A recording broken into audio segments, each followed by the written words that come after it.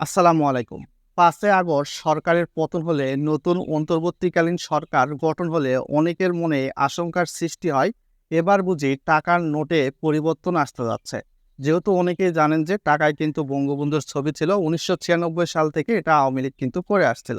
তো বর্তমান সময়ে যিনি অর্থ উপদেষ্টা ডক্টর সালেউদ্দিন আহমেদ রয়েছেন, তিনি জানিয়েছেন যে কিছু টাকার নোটের অবস্থা খুবই নাজুক। তো বিশেষ করে দেখা যাচ্ছে যে ৫, ১০ এবং ২০ টাকার এই নোটগুলা কিন্তু পরিবর্তন করা হবে এবং এই নোটগুলা যে পরবর্তী নোট আসবে সেক্ষেত্রে বঙ্গবন্ধুর ছবি থাকবে কি থাকবে না, এই বিষয়টা কিন্তু স্পষ্ট করা হয়নি।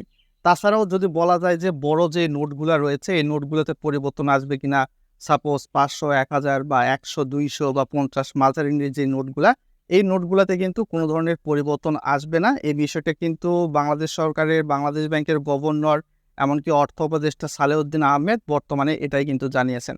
সো আশা করি লেটেস্ট যে আপডেটটা সেটা কিন্তু আপনারা জানতে পেরেছেন।